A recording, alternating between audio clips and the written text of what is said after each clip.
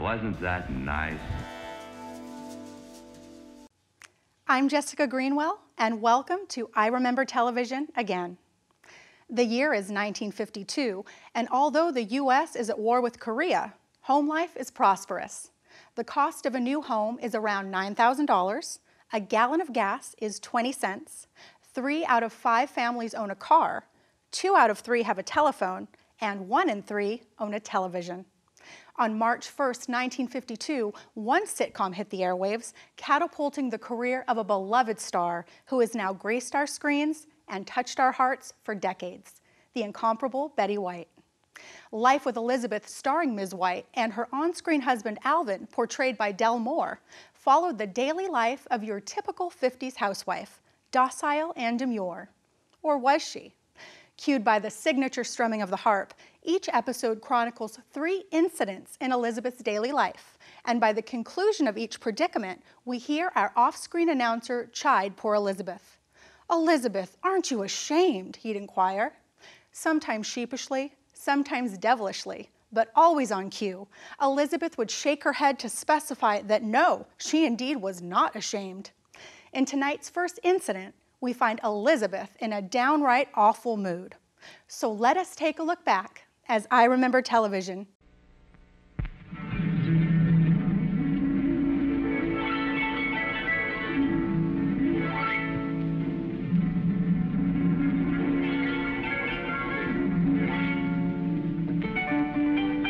Betty White in Life with Elizabeth, featuring Del Moore.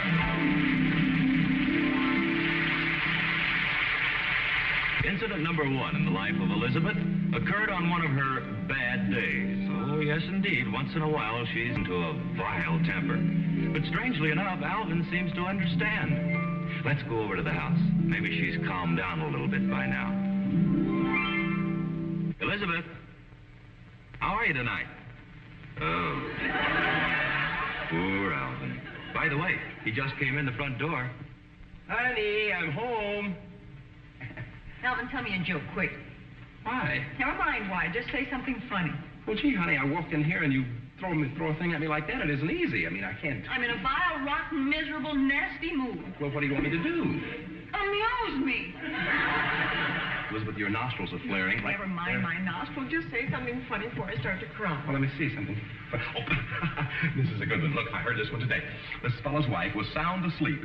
Now, this will really get you. She was sound asleep, and at 3 o'clock in the morning, mind you, he woke up and he started yelling, "Wake up, wake up! I forgot to give you your sleeping pills." What's funny about that? I'll get the walnuts. Come back here, Alvin. I don't want any walnuts. Now, you know as well as I do that every time you get in one of these little anger fits, it does you good to smash some walnuts. So now I'm in an anger fit. Here. Thank you, dear. Delicious. I'm glad you like it. That's your dinner. Oh, that's all right. I'm not hungry. Now, tell me what happened. Alvin, don't be patronizing. I'm not, honey. I'm not, except that you haven't been like this for a year, and I think that you're entitled to blow off a little steam. And don't use that sing-song voice on me. I think you're entitled to blow off a little steam. Thanks, dear. That's your dessert. Thank you. Now, go on. Tell me what happened. What happened? I'm driving home along the freeway, and I'm just driving along, and I come to this great big tree right in the middle of the freeway. Oh, it's falling off the truck. No, I thought it was growing out of the cement. They have a whole forest of trees growing right out of the cement. They call it the Freeway National Park. Oh, all right, go on. So I looked at the tree, and then I drove on it. Then I got to thinking somebody ought to report it as a safety hazard. Well, that's logical. What's logical about it? That's what got me in all my trouble. You managed to grab another walnut? Not yet. So I pulled into this gas station to phone, and having the kind of a husband I have, I had 35 cents in my purse. Some wives can have $5 or $10, but I had 35 cents in my purse. Elizabeth, now raise your allowance. Did you call the police? Well, of course I called the police. And they told me to call the Department of Sanitation, which I did. And I talked to a very sanitary Irving something or other. What did he have to say? He asked me if the tree were clean or dirty. I gave him the wrong answer. I said it was clean. I had never been so mad in my whole life. So then he told me to call the park commissioner, which I did. Wait a minute. I think we'd better smash Irving. So I called the park commissioner. Yeah. And you know what he said to me? He said it's against the law to plant trees in the middle of the freeway. Did you ever hear of anything like that in your whole life? Yeah. Elizabeth, Commissioner. So after making all those calls, I only had a nickel left. What did you do, buy gum? I bought a little ranch in the valley. Wait a minute, honey. Gosh, don't get so excited. Calm down. All you've lost is a little of your time and 30 cents. No, it isn't. Huh? While I was phoning, the gas station man went like this, and I thought he was being friendly, so I nodded, and Well, what happened? he filled the tank. Well, give me the keys. I'll go pay him. He kept the car for collateral. Oh, honey, you have had a bad day, haven't you? Well, And that isn't all. I had to take a bus. Thought I only had a nickel. my gosh, anything else? We were driving along, and I was arguing with the bus driver. Yes. And, wait. You what? We ran into the tree. I shall leave you at this point, Elizabeth. What? I think I'm going to cry myself. I'll see you later, Elizabeth. Elizabeth, aren't you ashamed?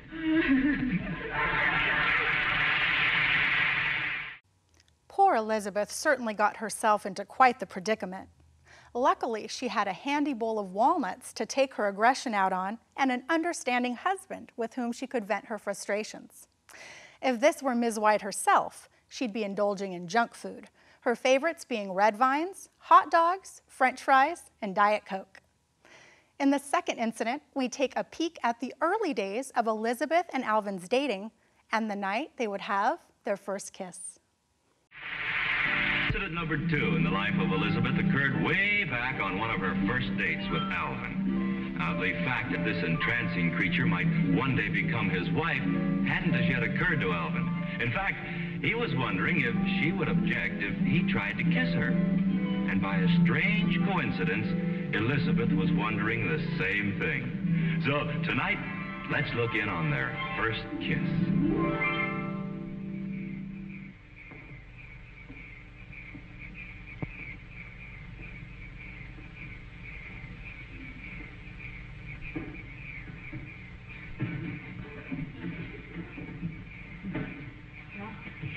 Here we are.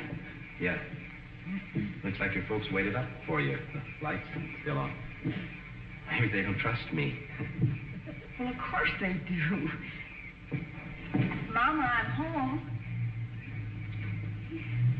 Maybe she didn't hear you. Mama, we're home from the show. I think I'd better be going, Elizabeth. Mama, he's just leaving. I don't think she trusts me. Well, of course she does. Oh? Would you want to sit down for a minute? Yeah.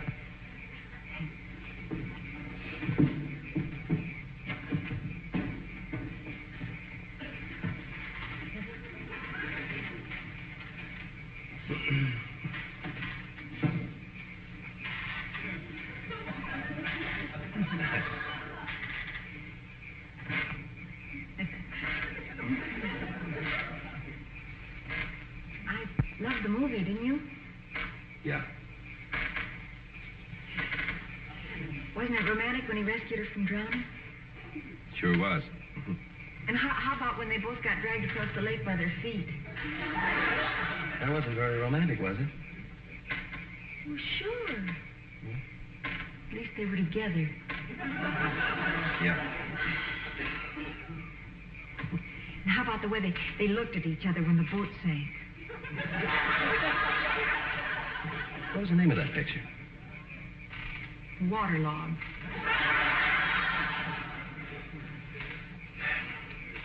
Elizabeth? Yes, Alvin? Do you mind if we stop the swing? I'm getting a little seasick. There. Feel better? That wasn't the real reason I wanted you to stop the swing. See better this way. Any special reason why you want to see me better? Well, no. Well, that is,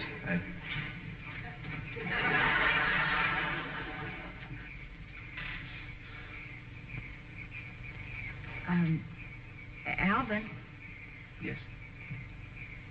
you can hold my hand. Why, is it heavy? This one is.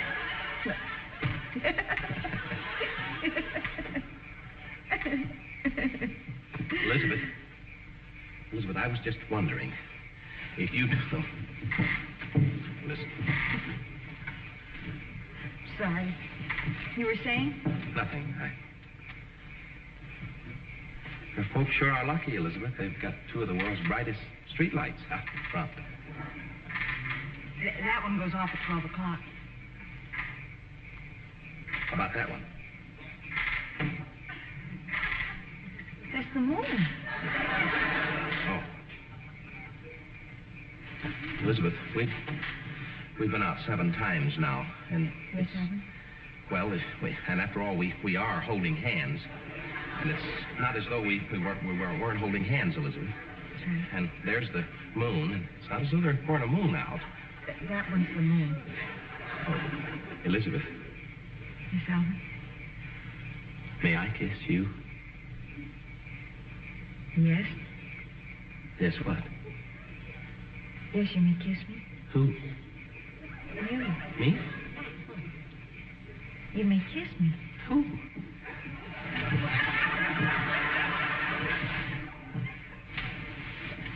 Elizabeth?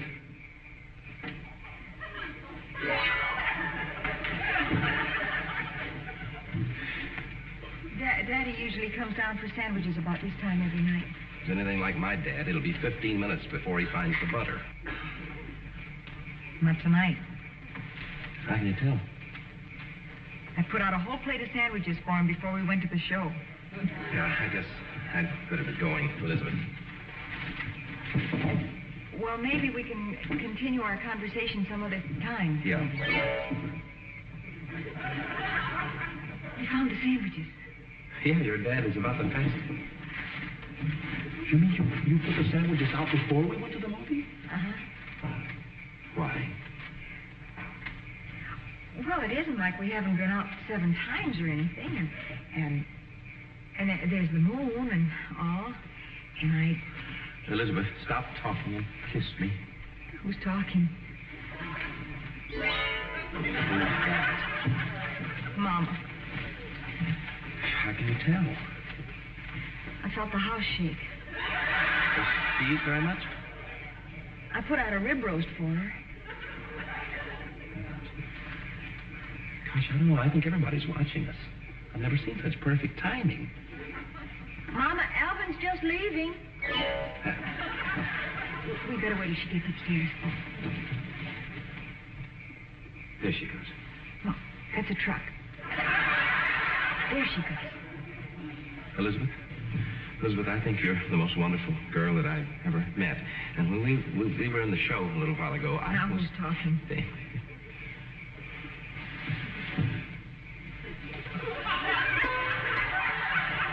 Now they're looking at us with spotlights.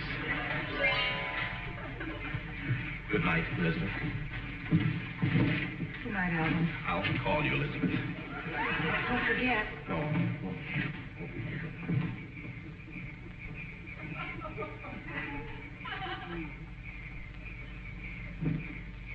Elizabeth.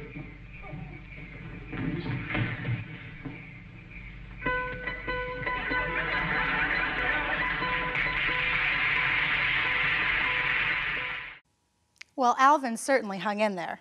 When you've got a good woman, you don't let her go. And Elizabeth was a great woman.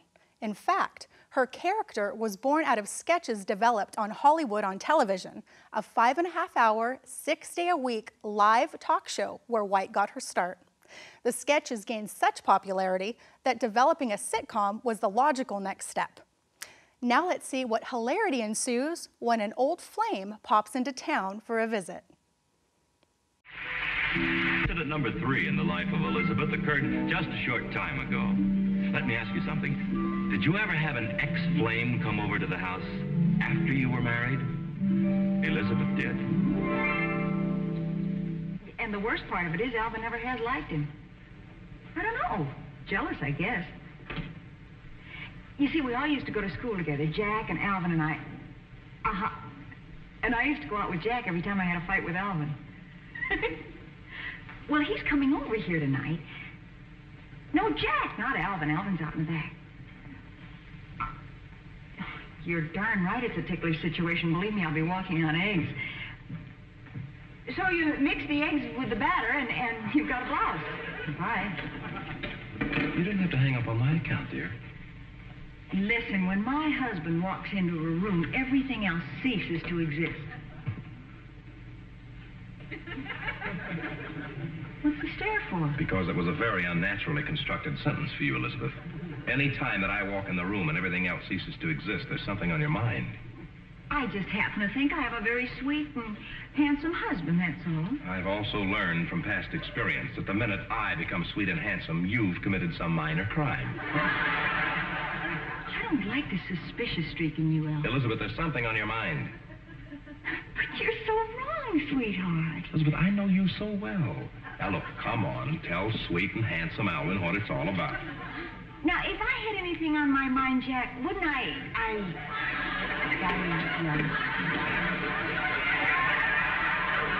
Jack. Did I say Jack? You didn't say Gertrude. All right, I was going to try to use psychology on you, but I can see it won't work. No. You remember Jack Allgood? You mean Jerk Allgood? Of course I remember. What about him? He called today. Where'd he get the dime? Oh, honey, don't be like that. Really, he was very nice on the phone. He said he just happened to be in town and was dying to see us. He's dying to see you, you mean? I hope you told him to climb back under the rock where he belonged. Alvin, you ought to be ashamed of yourself. Matter of fact, he asked very kindly after you. I'll bet. He did.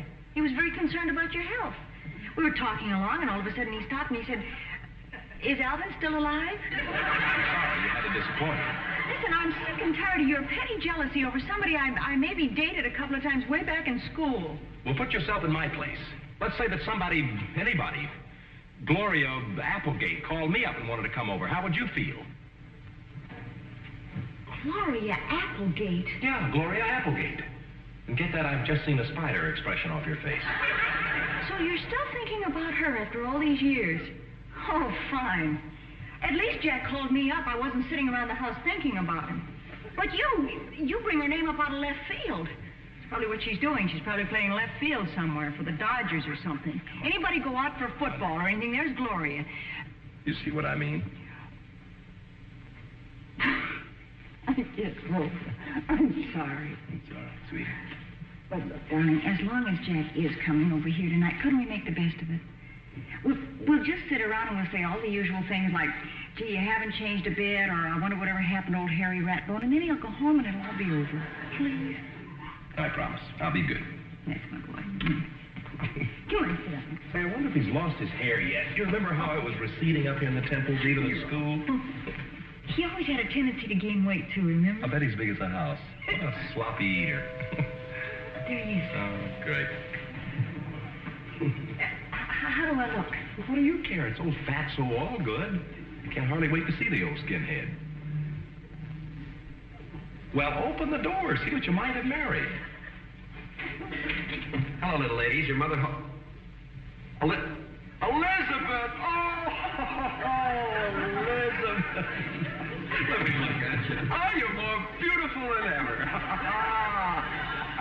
Jack, you remember Alvin? Oh, sure. Oh, wonderful to see you, Alvin.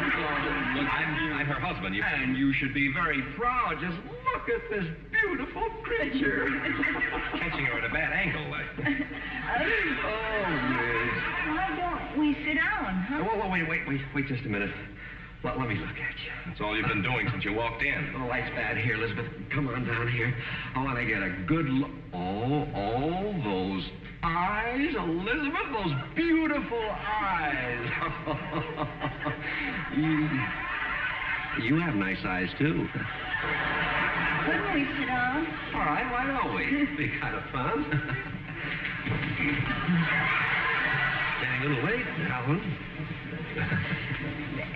Gee, you just look wonderful, Jack. He hasn't changed a bit, has he, darling? No. Still wearing the same suit. I tell you, I just can't get over seeing you in that oven. Alvin's looking well, too, don't you think so? Just the two of you in your own little cottage. What's new, Jack? I said to myself just the other day, I said, Jack, I said to myself, you've just got to drop in and see Elizabeth and that fella. Alvin's doing awfully well, too. He's working for Mr. Fuddy, aren't you, hon? William K. Fuddy Well, I Incorporated. said to myself, why wait? I'll just give him a call right now. Alvin can certainly afford a phone by now. Oh, we've had a phone for a long time. After all, we're old school chums, I said to myself. Say, Elizabeth, as soon as Alvin comes back in the room, we've got to talk over old times.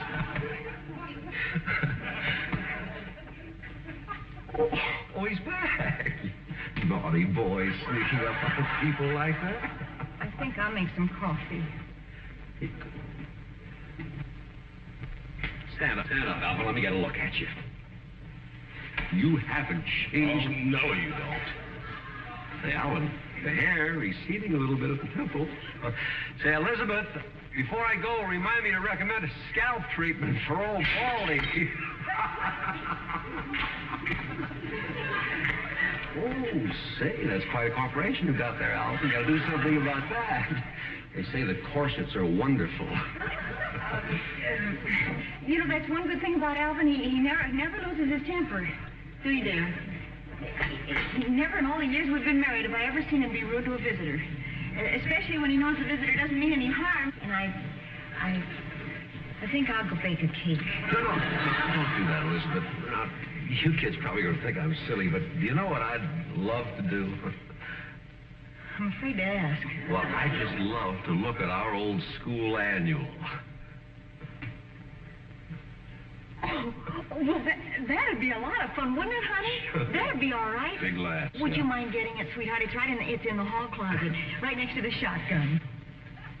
On second thought, I'll get it. Never mind. I'll get it. After all, it isn't open season for wolves, you know. Being rather stuffy about this, isn't he? He's jealous. And I wouldn't have him any other way. And my wife's the same way. Is she, Jack? You talk about being jealous, Steve. You know what she made me? She made me get rid of all the blonde furniture. You talking about being jealous? You haven't changed. Well, you know. Anyway, you were the prettiest girl in school, and you're prettier than ever right now. Alvin? Oh, hi, boy. Find yourself a seat somewhere. I intend to. Look, sweetheart. Oh, no. Look at these dresses. There you are on the football team. Yeah. Oh, there you are in the Glee Club. There I am on the Spanish club. Yeah. Yeah, remember that? Sure. There I am in the debating society. I was quite a talker. There you are with all the lettermen. Yeah. Here's what I was looking at. How about you in the verse-speaking choir? Oh, look. Whatever happened to Harry Rathbone? A cat ate him. Harry Rathbone. Say, Alvin, how come you were in these pictures? I was in the camera club. Well, so what? He took all the pictures. Oh, nice work, Alvin. Oh, look. The operetta? Oh, not the operetta. Malinka of Astrakhan? You were the leading lady, and who was the leading man? J.A.? Hey, Elizabeth, do you remember? We walk hand in hand like this, Plink. Do you think we could ever remember? Oh, how can you forget a thing like that? We did it so often in rehearsal. Come on, let's try. I never thought we'd ever do this again. Ready? Yes. We walk hand in hand like this, plink, and then we stop and hug like this, plink, and then we stroll a little more, plink, and kiss, plink, and kiss, plink, and kiss, plink. You didn't have to do that. We didn't kiss, even in the play. Although I must admit I'd try to have it rewritten. Something just occurred to me, Elizabeth. What? Who else do you think was in the camera club with me? Who? Gloria Applegate. Who? Gloria Applegate. You remember that flashy blonde who used to date everybody? One that used to wear the cheap perfume.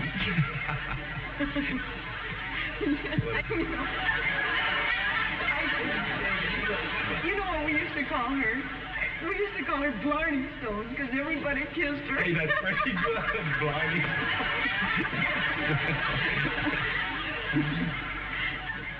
Jack? Jack, what's the matter? Guess who I married? Oh, not... Oh, no, you didn't. Blarney and I have been very happy. Well, if you get a popular girl like that, honey, that isn't easy. You can't blame Elizabeth after all. I mean, she just Hey! Say goodbye to the people. Goodbye, everybody. Well, look, now, there's no reason to get upset. I'm not after a while. I know everybody has roles. I see the roles go out.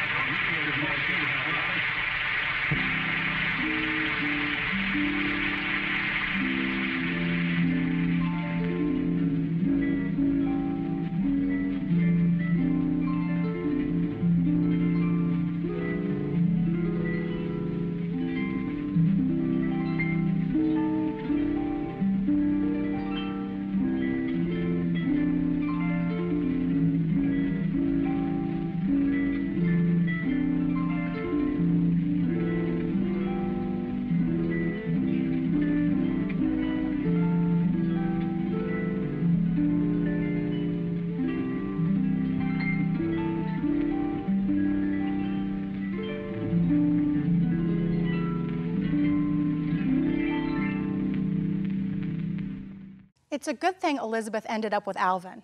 His patience plays well against her curious antics and tendency to land them in sticky situations.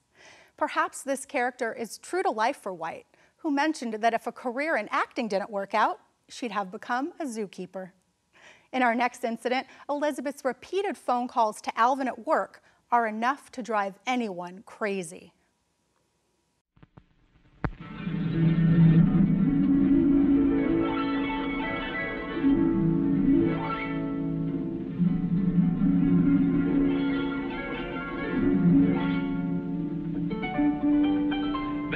In Life with Elizabeth, featuring Del Moore.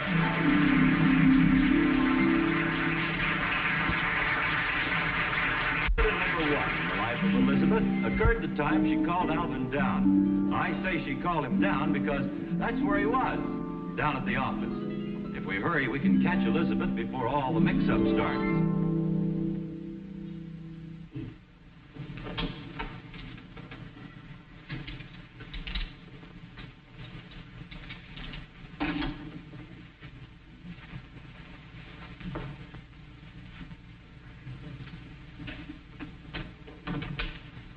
Elizabeth, how are you today?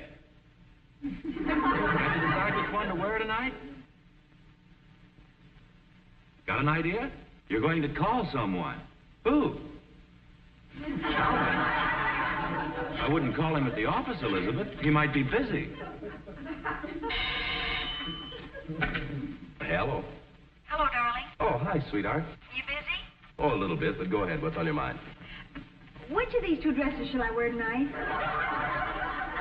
Now, there's a fine question to ask me on the phone. I guess you're right. I should have sent you a telegram.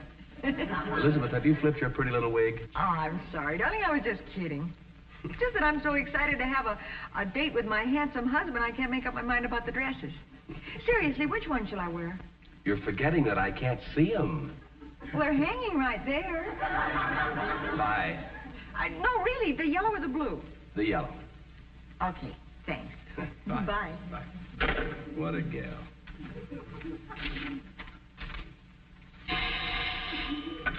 Hello. Alvin, you were right about the blue.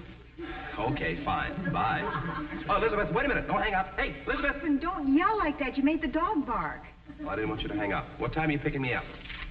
Why should I pick you up? You have the car. But you have the car keys. Oh, well, there's another set in that jar in the kitchen. Look, pick me up at the office. I'll get out by 5. 4:30, right. I said 5. Yeah, but I know me. I have to think 4:30 to get there at 5. Even then, I'll be a little late. I better think 4:15. Look, I took all of that into account. I don't get off until 5:30. So what time should I think? Bye, Elizabeth.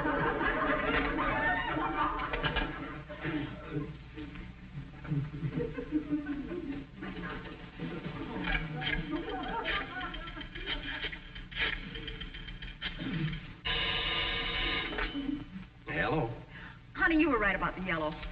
Elizabeth, is that why you called me up? No, not really. I got to thinking, if you wouldn't mind walking a couple of extra blocks, I could meet you at the corner of 7th and Maple. Oh, you mean because of the traffic? Mm-hmm. Would you mind very much? Oh, of course not. 7th and Maple it is. Bye. Keys in the jar, 7th and Maple. Hello? Elizabeth, those two streets don't cross. Two streets. 7th and Maple, they parallel each other. They run the same way. Oh, what's the matter with me? Isn't that silly? Sure is. Let's make it 8th and Maple.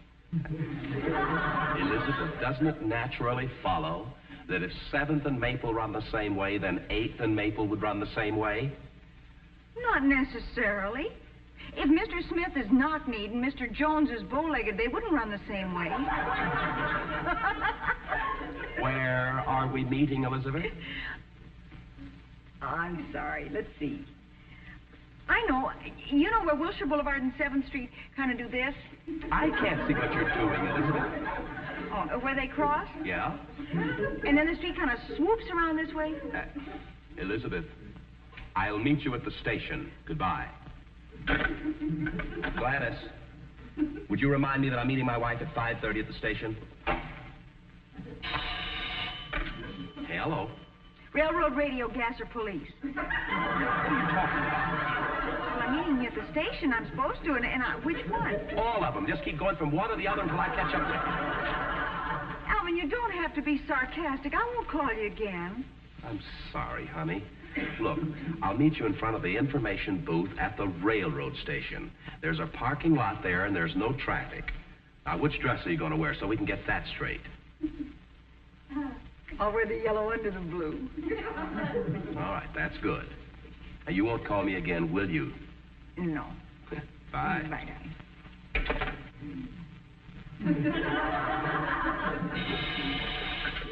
Hello, Elizabeth. You promise you won't get mad at me? All right. I wouldn't have called you except it's important. All right, all right. You promise you won't get mad? All right, all right, all right. Alvin, your all rights are edgy. If there's one thing I can't stand, it's a man with edgy all rights. Never mind that. What's so important? What time did we say? 4:30. You said that you were going to think 4:15. I think I'll think 4:30. Elizabeth, I shall hang up on you at this point. Why? I'm coming home. We'll leave the house together. All right. Oh, and by the way, in spite of all this, I love you very much. Me too. Bye. Bye. Elizabeth, now wasn't that nice?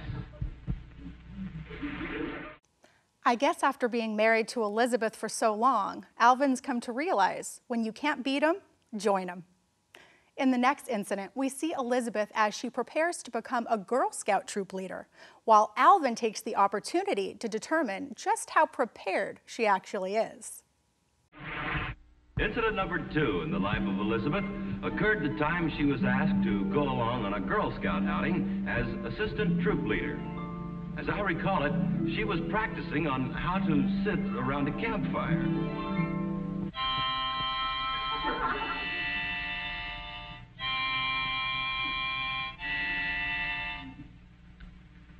Very pretty, dear. You're improving. You think so? Well, I thought I was just getting used to it. I know what's wrong. Oh, really? I haven't been doing this. Oh. Wait till you see how much better this sounds. Honey, I didn't want the neighbors to think I'm beating my wife. Alvin isn't beating me. But don't you think you ought to be studying up a little on first aid and stuff instead of doing that? After all, an assistant troop leader should know something besides 2 miserable notes on a harmonica. I'll ignore the nasty way you phrased that statement, Alvin. Here, What's this? Girl Scout handbook. Ask me any question in that book. Okay, we'll see how smart you are.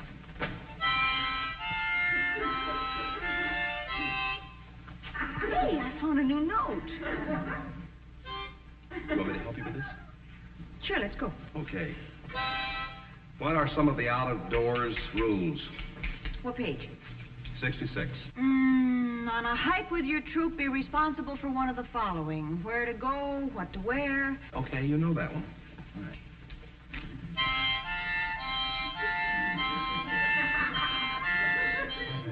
I have another question for you as soon as you're through howling at the moon. Not howling at the moon, honey. That was Oh, Susanna.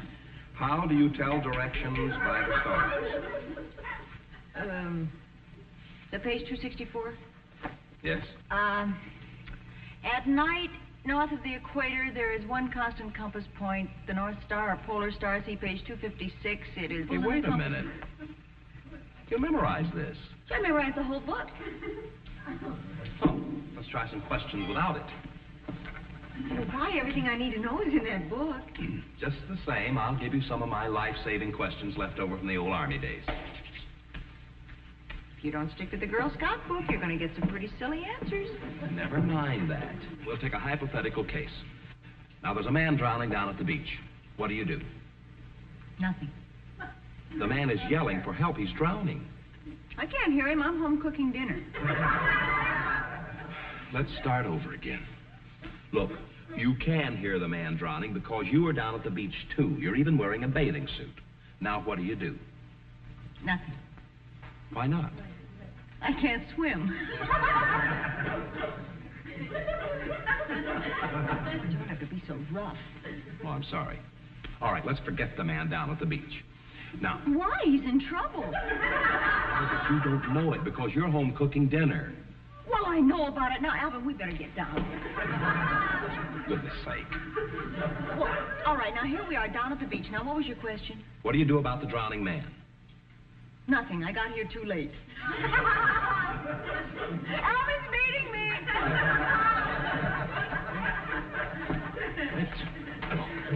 Okay, honey. I'll be good. No. Now, ask me some more questions. No. Okay, I'll play one more chorus of Oh, Susanna. You win. But, honey, please, will you stop clowning around? Okay. All right.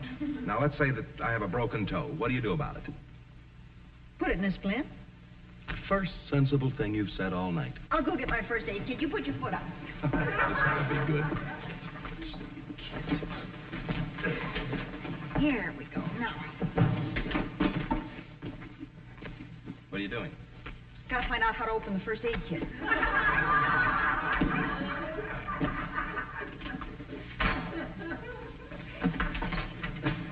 I'll hold this a minute, honey. Now, the first thing we do, you see, is we splint the leg like this. This. One around up here. Leg. Hey, wait a minute.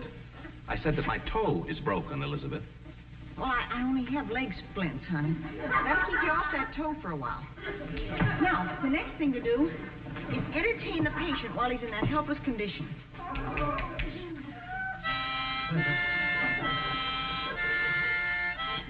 Have you ever thought of using that thing as an anesthetic? No, but I'll play you one chorus of Anna Sousa. That's those Susannas spelled backwards. Wait a minute. I have one more question. How do you treat a broken jaw? Alvin, you wouldn't dare. Answer the question. I don't even think that's in the book. Good, get up, I'll show you. Come on. Stand up. Come on. I'll show you. Put your hands behind you like this. Yep, we tie the patient's hands back here so they won't interfere with the treatment. Hold still. Broken jaw, is that 117? There we are. Now, we turn around like Page so. 226, ma'am. Oh, I'll need something to hold the mouth open. Hold it open. There you are, like that. Now, we take this and splint the head right over the top, see? There you are. Come. There we are. Hi, honey. Bye, honey.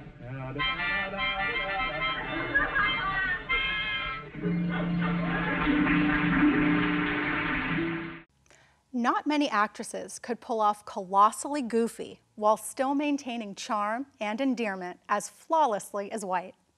She actually had even more on her plate than that. She had creative control. The program was produced by her company, Bandy Productions, which was named after her dog, Bandit. This next short is a prime example of all the ingredients for making a seamless situation comedy, where misunderstandings are the order of the day.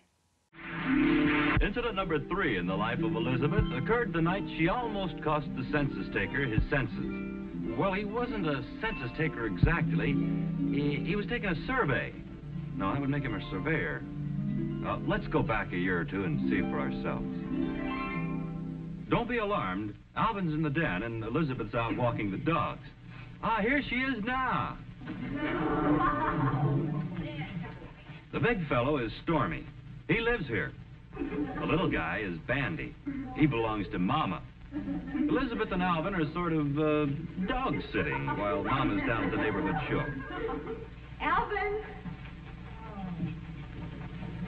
Oh, hi, honey. Here, let me take Stormy. Will you, honey? Please? Yeah, hi, boy. Nice walk. Come on. Come on, Stormy. Come Hey, on. Bandy. Get your feet wet. Yeah, good boy. Oh, my goodness. There we go. Now, don't you let Stormy give you an inferiority complex. He'd just give anything to have a little flat face like yours. You stay there and go to sleep, and you go till your mommy comes home, huh? You stay now. That's it, stay. Well, he's all set. When's your mother due back from the movie? I think she said another couple of hours, honey. Hey, doesn't it strike you as kind of odd that she'd come to visit us and spend the entire evening in a movie? This is the only place she can get good popcorn. Hey, if that's supposed to be a funny joke, I don't have time to laugh. I'm watching the Harry Ratbone show. Come on, honey. Be right there. You keep there. Keep you up. I can you stay. Stay right there. Hello? How do you do? I'm conducting a house-to-house survey in this area. You see? And, you wouldn't want me to come in and ask you a few questions, would you? Thank you anyway. Goodbye. And thanks for opening the door. Wait a minute. We're very interested in surveys around this house. Come on in. I'll call my husband. Alvin! You see, we're setting about to get the population and the type of dogs. Alvin! I'm sorry, you were saying. Well, I'm conducting this survey for my magazine to determine the canine population. Honey, we have company. Come on in and sit down. Thank you. A minute ago, you thanked me for go on, sit down. For opening the door. You mean to tell me a lot of people don't open the door when you ring? Well, they look through those little peepholes. I usually carry on a conversation with an eyeball. Do you have a dog? Yes. But tell me more about the survey. Well, Mr. Sylvester's the editor of our magazine. Do you know him? He's in the other room watching the Harry Ratbone show. He is? Well, good. I'll get him. Hey, I thought you were going to... Who killed him? Honey, he's making some kind of a survey. I'm not sure. I think it's psychological. Oh. Well, Mr. Sylvester, this is a pleasant surprise. I've worked for you, but I've never had the pleasure of making your acquaintance, your sanctum sanctorum being what it is. Like what? Don't worry about it, honey. It hardly shows. I'm the one that wrote your slogan for the magazine. What slogan? Let's all dog it together? Well, I'm afraid there's been a slight case of mistaken identity here. There has. Oh, I see. Well, that's pretty stupid of me. I'm sorry. This is my husband, Alvin. This isn't your boss. Well, how do you do? Hi. How about a raise? No, you don't understand. This isn't your Mr. Sylvester. Oh, well, I know, but if he'll give me a raise, I'll quit Mr. Sylvester. Get the net, get the net. Alvin, let's get back to the survey. Do you want to use the desk? Oh, very well. You don't need me for this, honey. I have a cold. I'm going to go in the other room for a while. Honey, you'll need us both to answer the questions. Go and get a chair. Now, these questions may sound a little unorthodox to you, but that's the whole point of this survey. You know, anybody can ask ordinary questions. I told you it was psychological, darling. My name is Fred. She was talking to me. She wouldn't call you darling after all. What do you want to know about us? Well, I don't want to know anything about you, but you have a third party staying here? Oh, Mama, she's only visiting us. Well, that doesn't make any difference. You see, we'll put her down anyway. Ma. Male or female? Get the net. He said they'd be unorthodox questions, sweetheart. My name is Fred. You won't need me to answer questions about Mama. I'll be in the other room, honey. Oh, don't forget about the raise. Nice fella. Yes. Go on, this is fascinating. Well, now, what's her lineage? Well, Mama's Scotch, Irish, little German, maybe. Yeah. Scotch, Terrier, Irish, Setter, possible German Shepherd. Does she sit up? Oh, I see what you mean. Yeah, she sits up with Papa whenever he's sick. Oh, I see. Does she bark at people? Only at Papa. Barks at Papa. Has she ever seen a vet? Yes, as a matter of fact, Papa's a vet himself. He was in World War I. These are very odd answers. You don't want to fool with the officials, you know. Odd questions, odd answers. Go on. What kind of dog food does she prefer? Mama doesn't eat dog food.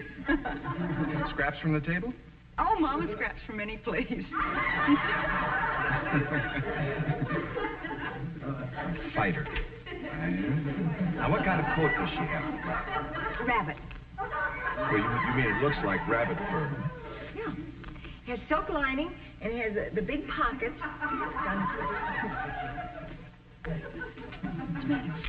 Lady, we're not discussing a kangaroo.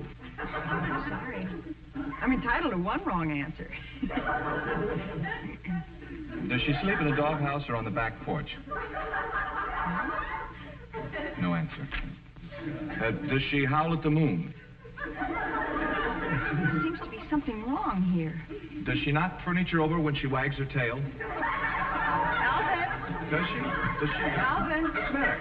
You stay here, I'll get the net. Wait. What have you been saying to my wife? We were just discussing your dog Mama when she got hysterical. And now I bid you goodbye. It's safer for me to talk to eyeballs.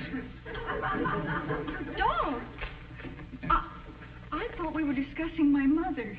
Your mother. Oh, no wonder I acted so silly. Isn't that ridiculous? Well, we do have a dog if you want to finish the survey. Well, sure, let's.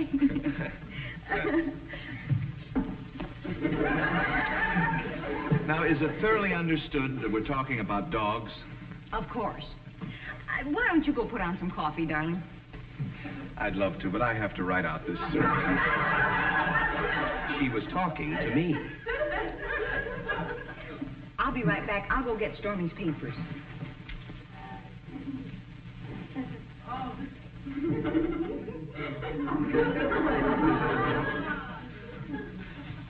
Well, if I'd noticed you before, we wouldn't have had all that. You such a sweet little puppy. Here they are. Now, What do you want to know about Stormy? Well, we'll skip all the obvious questions and see. How much does he eat? Oh, I'd say about 2.5 pounds of meat a day.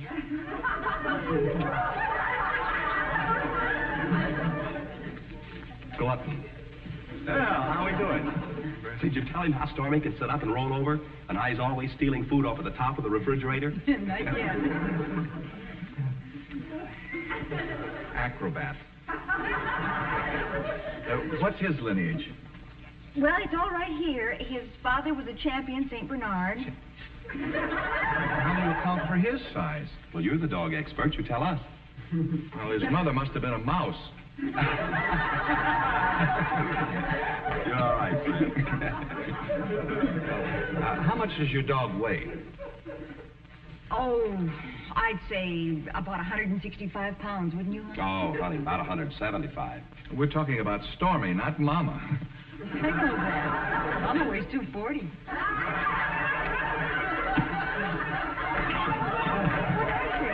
Mama does weigh 240, doesn't she? Oh, sure. Where are you going, Fred? That little dog does not weigh 175 pounds, nor does he steal food from off the top of the refrigerator, nor was his father a champion St. Bernard, nor was Look, would you stop gnawing for a minute and listen? This is Bambi, Mama's dog. This isn't Stormy. Stormy's out in the backyard.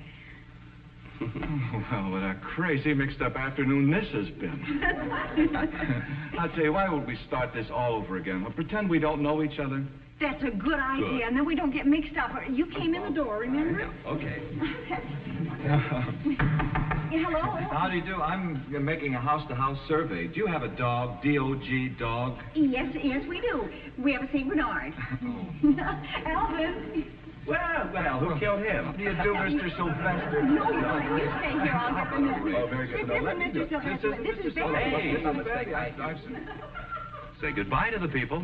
Goodbye, everybody. No, they must be good. I know.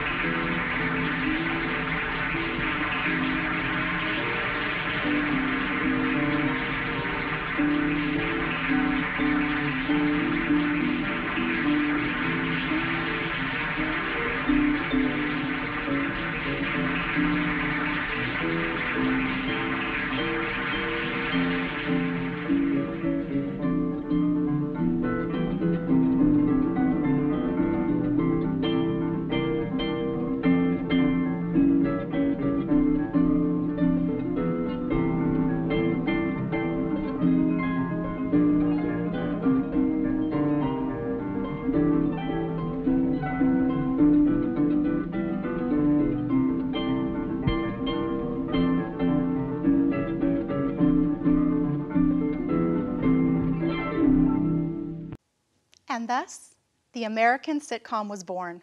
A comedy of situations, to say the least, elevated by talented actors with immaculate delivery. One would go on to become a pioneer of television, with both accomplishments in front of and behind the camera, as well as longevity. White has gone on to receive 6 Emmy Awards, including 5 for acting, and has accrued 20 Emmy nominations over her impressive career. She is the only person to have earned an Emmy in all female performing comedic categories. So as Alvin would say, I shall leave you now. Until next time, when we again venture back to the golden days, to the days that remind us of where this magic all began, as I remember television again.